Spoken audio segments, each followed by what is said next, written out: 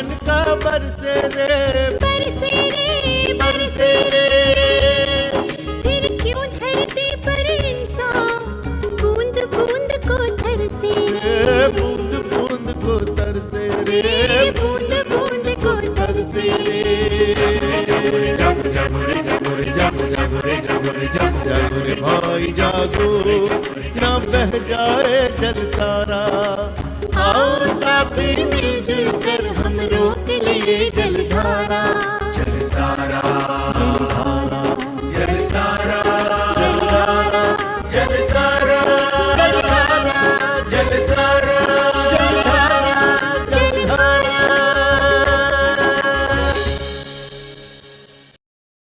मैं आकाश। आगे बढ़ने से पहले पूर्व सूत्र पर एक दृष्टि। जिस तरह गढ़रा का नाम भगवान स्वामी नारायण से जुड़ा है, उसी प्रकार मांडव धार का नाम भी ऋषि मांडव के नाम से जुड़ा है। 80 एवं 90 के दशक में पड़े सूखे ने इस गांव को भी अपनी चपेट में ले लिया था। एक खुशहाल गांव बदहाल होता जा रहा था। उन्हीं दिनों गढ़रा तालुका में सौराष्ट्र जल धारा ट्रस्ट का एक बहुत बड़ा सम्मेलन हुआ, जिसमें लोगों को जल संचय का संदेश दिया। मांडव धार गांव के लोगों ने भी इस संदेश को सुना और सौराष्ट्र जल धारा ट्रस्ट के सामने अपनी समस्या रखी। सौराष्ट्र जल धारा ट्रस्ट की तकनीकी टीम ने यहाँ पर एक कॉजवे कम चेक डैम बनाने का सुझाव दिया। इसके बनने के बाद से जल संचय तो होता ही है, आने जाने का रास्ता भी बन गया है। पूरे गांव में खुशहाली छाने लगी है। मैं आकाश आपको आज लेकर चलूंगा एक नई दिशा की ओर, एक नए अनुभव के साथ। हर इंसान इस संसार में अपनी भक्ति और श्रद्धा के साथ जी रहा है, किंतु मैं तो सर्वधर्म में विश्वास रखता हूं। गढ़रा भावनगर जिले में स्थित है। आज यहाँ चारों ओर खुशहाली है। बाजारों में खान पान एवं घरेलू आवश्यकताओं का सारा सामान मिलता है। यहाँ के पकवान बहुत स्वादिष्ट होते हैं। विशेषकर जलेबियों का तो अलग ही स्वाद है।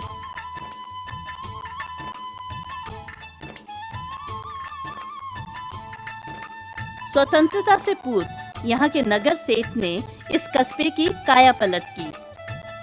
तब की बनी हुई सीमेंट की सड़कें आज भी गढ़रा में देखी जा सकती हैं। हमारे गांव के बगल में ही एक पवित्र घेलो नदी पसार हो रही है। उस घेलो नदी 82 किलोमीटर लंबी है, जो यहाँ स्टार्ट से वो जब दरिया में मिलती है, उसमें से 42 चेक डैम सौराष्ट्र जलधारा ट्रस्ट और गवर्नमेंट की दोनों की साथ बनाकर आसपास के जो कुएं के तल है वो काफ़ी ऊंचे है।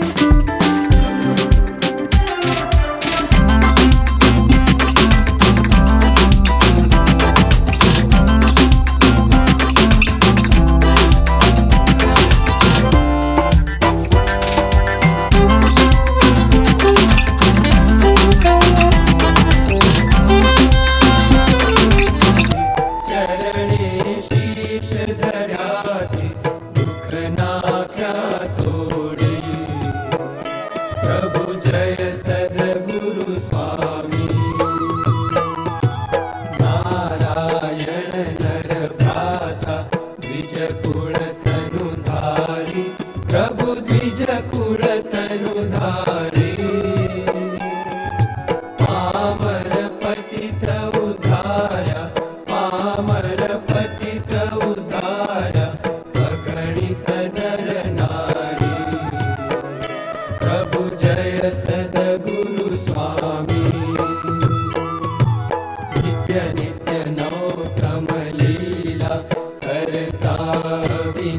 अविनाशी प्रभु करता अविनाशी 68 तीरथ चरण 68 तीरथ चरण कोटि गया काशी प्रभु जय सद्गुरु स्वामी पुरुषोत्तम प्रगटनु जे दर्शन करशे प्रभु जे दर्शन करशे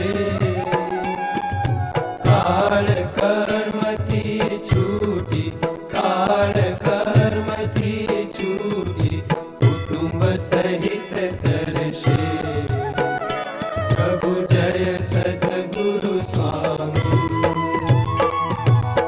अवसर करुणानिधि करुणा बहु कीधि प्रभु करुणा बहु कीधि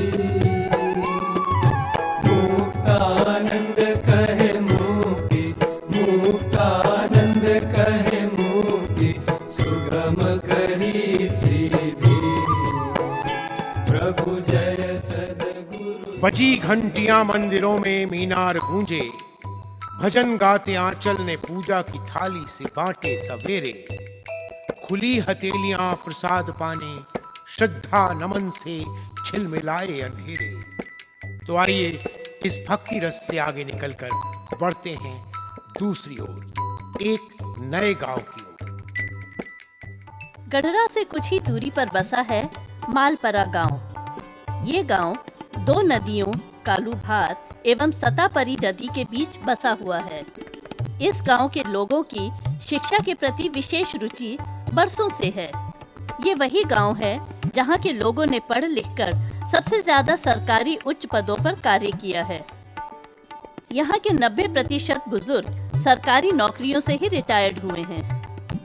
હવે માલપરાની પરિસ્થિતિ એવી છે કે શિક્ષણમાં થોડુંક પહેલેથી અગ્રેસર રહ્યું છે આ વિસ્તારમાં। 1932 में भावनगर के राजा कृष्ण कुंवर सिंह जी से गांव वालों ने निवेदन किया कि यहाँ विद्यालय की आवश्यकता है। महाराजा उनकी भावना की कद्र करते थे। वो यहाँ आए और गांव और आसपास के लोगों की उपयुक्त संख्या देखकर पाठशाला की अनुमति दे दी। 80 और 90 के दशक में पड़े सूखे ने इस गांव की हालत दयनीय कर दी थी। तभी सौराष्ट्र जल धारा ट्रस्ट का उदय हुआ और यहाँ के निवासी महेंद्र भाई भी उसमें ट्रस्टी बनकर जल संचय अभियान में सहयोग देने लगे। इन्होंने गांव वालों की सहायता से सतापरी नदी पर चेक डैम बनाने का निर्णय लिया, जिसमें सौराष्ट्र जल धारा ट्रस्ट ने सैकड़ों सीमेंट की बोरियों का योगदान किया। जब ये चेक डैम बनकर तैयार हुआ और बारिश आई तो लोगों की खुशी का ठिकाना नहीं था। नदियां पानी से लबालब भर गई थी, चारों ओर हरियाली छाई हुई थी। कपास का उत्पादन भारी मात्रा में होने लगा। गाड़ियां भरकर कपास बाजारों में भेजी जाने लगी। शिक्षा पर भी विशेष ध्यान दिया जाने लगा। विद्यालयों में बच्चों की संख्या बढ़ गई। छात्रों के साथ छात्राओं को भी शिक्षा देने का कार्य किया जाने लगा। यहाँ की छात्राएं कॉलेज में संस्कृत जैसे कठिन विषय में बीए कर रही हैं। मैं आगे बीए करना चाहती हूँ और पढ़कर प्रोफेसर बनना चाहती हूँ। संस्कृत से बीएड કરીને प्रोफेसर बनवा માંગુ।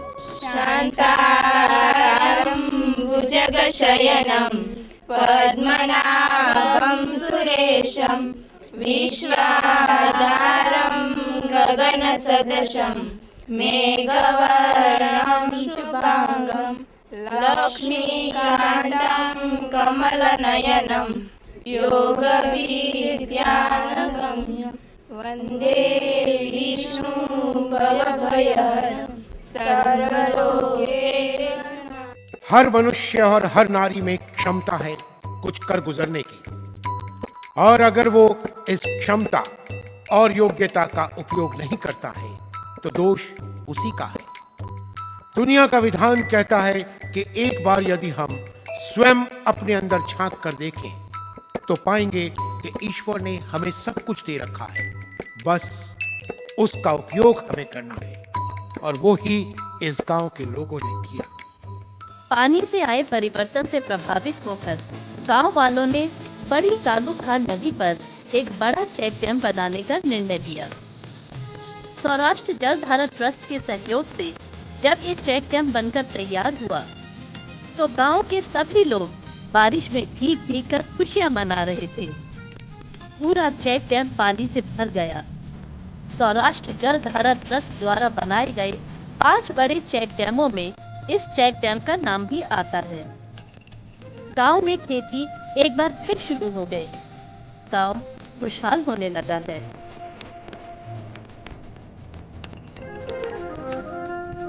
कपास के साथ साथ इस गांव में अब मूंगफली भी बोई जाने लगी है। साथ ही रोजगार के अवसर भी गांव में बढ़ गए हैं। इसलिए एक किसान हीरजी भाई ने पढ़ लिख कर खेती को एक नया आयाम दिया और पंचवटी नामक जगह बनाई। यहाँ नए नए शोध किए, पुस्तकें लिखी और समाचार पत्रों में इनके लेख भी छपे। हीरजी भाई किसान होने के साथ ही बैचलर ऑफ आर्ट्स भी है। यहाँ पर काम करने वाले किसानों को पंचवटी में ही रहने की जगह भी दी गई, जिसमें जीवन की हर आवश्यकताओं को पूरा करते हुए ये खुशी से जीवन यापन कर रहे हैं। आइए इसी पंचवटी में मिलते हैं हीरजी भाई से। हमारे साथ जो बैठे हैं इनकी बात ये है कि एक बहुत विशाल 100 बीघा जमीन का एक बहुत बड़ा ये अपना एक क्षेत्रफल है और वहाँ पे अलग अलग गतिविधियाँ हो रही है। चलो मैं और हिरजी भाई आपको उसकी यात्रा पे ले चलते हैं। पंचवटी में लगभग 100 बीघा जमीन में खेती होती है, जिसमें से 25 बीघा में आंवला के लगभग 800 पेड़ लगाए गए हैं। बरसात के बाद इन आंवलों को पेड़ों से उतारा जाता है। उतारने के बाद भी 2 महीने तक ये खराब नहीं होते। ये 2 तरह के होते हैं, एक वो जिनमें ज्यादा रेशा होता है, दूसरे वो जिसमें ज्यादा रस होता है। रेशे वाले आंवलों से च्यवनप्राश, मुखवास आदि चीजें बनाई जाती हैं और रस वालों से कैंडी, शरबत, शैम्पू इत्यादि।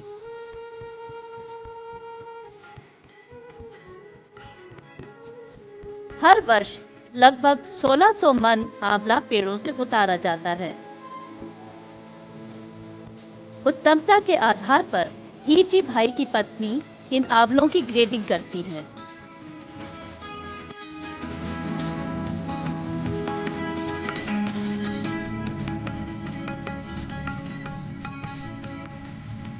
जब ये कार्य पूरा होता है तो इसको तोलकर अलग अलग बक्सों में डाला जाता है।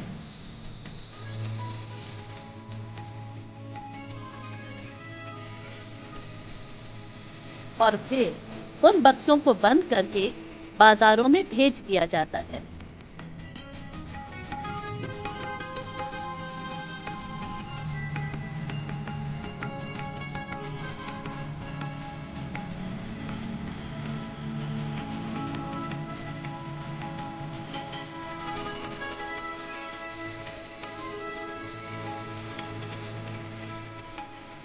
नदिया सींचे खेत को, तोता कुतरे आम, सूरज ठेकेदार सा सबको बांटे काम। इसी पंचवटी में आइए मैं आकाश आपको कुछ अद्भुत दिखाता हूँ। आइए आपको सूर्य से खेती के बारे में बताते हैं। हीरजी भाई ने बताया कि कपास और सोयाबीन के पौधों की बुवाई पूरब और पश्चिम दिशा को ध्यान में रखकर की जाती है, ताकि इन्हें पर्याप्त मात्रा में सूर्य की रोशनी प्राप्त होती रहे। हमें बताया गया कि कपास और सोयाबीन के पौधे साथ साथ बोए जाते हैं। एक मेड़ यानी एक हिस्से में कपास के पौधे और दूसरी मेड़ यानी दूसरे हिस्से में सोयाबीन के पौधे लगाए जाते हैं।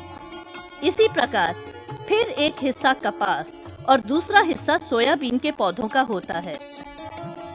हीरजी भाई के अनुसार हर फसल पर इन कतारों की अदला बदली होती रहती है, जिसका मुख्य लाभ ये होता है कि एक दूसरे की खाद से दोनों फसलों की उर्वरता में बढ़ोतरी होती है।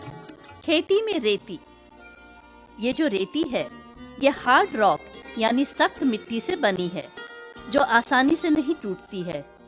जब इसमें जमीन के अंदर पैदा होने वाले कंद मूल के पेड़ लगाए जाते हैं तो उन्हें रेती और सूखी घास फूस से ढक दिया जाता है।